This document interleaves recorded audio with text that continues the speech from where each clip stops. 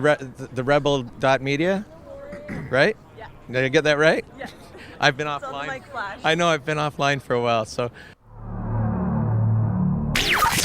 Hello, this is Lauren Southern reporting with the Rebel Media, and we just stepped out of the courtroom where we got the verdict for the Gregory Allen Elliott case, and it was innocent. He was found innocent of criminal harassment for sending tweets to rabid feminists who accused him.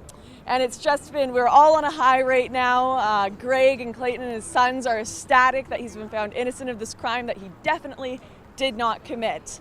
The judge was very clear that this was all in the imagination of these feminists and that they may have felt this way, they may have felt victimized, but there was not substantial evidence to support their claims. So everyone is celebrating, the media is all around us over here interviewing Greg and the lawyer, and we are just ecstatic. Thank you so much everyone for donating to the generosity campaign for Greg, and there will be more to come. But for today, freedom of speech has been defended and protected in Canada.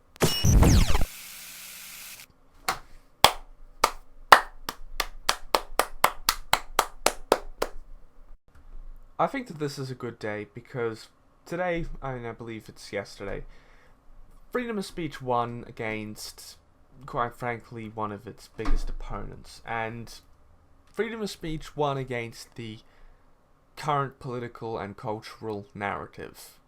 For those of you who do not know about this case, Stephanie Guthrie made a legal complaint against a man known as Gregory Allen Elliott for critiquing her viewpoints in a respectful manner on Twitter. And she took this to be harassment and, due to her political connections, used the legal system to create a trial that went on for about 3 years and basically costed him a pound of flesh. Now, thanks to the courts coming to an obvious conclusion that this case is bullshit after 3 years, which I must say is pretty disgraceful considering this should have been the conclusion in the first week, he was found innocent of the claim of criminal harassment against him. And this is a precedent-setting case because, it does affect freedom of speech everywhere. If it's decided that the criticisms that Gregory Allen Elliott levied against Stephanie Guthrie were criminal harassment, then that could easily be extended to encompass quite a lot of political speech, and it could encompass basically free speech as a whole. You could very easily say that something is criminal harassment when it's a criticism of your behavior, and it opens the door to a whole lot of nonsense. And considering that, the world is interconnected, something that happens in Canada is probably going to find its way to the United States, Australia, and most of the first world.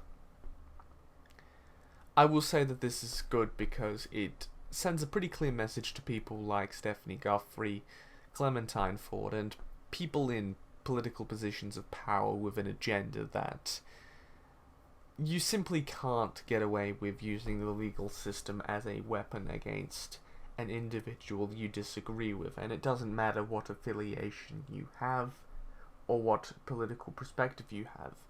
Even if it's the political perspective of, society at large, you can't get away with using the legal system as a weapon of censorship. And I think that this victory today shows a certain degree of maturity on the part of Canada, that freedom of speech is the way, it's the standard, and it's the trend, and it's what makes, quite frankly, the first world and democracy possible. And I think that because of this protection of freedom of speech, it's a direct protection of democracy, freedom, and to be perfectly honest, it is the blood, the oxygen, and the fuel that drives democracy. And that blood, fuel, and the drive is freedom of speech, and the fact that it was protected, by virtue of doing that, democracy is protected. Today is a good day, and so was yesterday. That's all, ladies and gentlemen, and that's really all I have to say. Huzzah.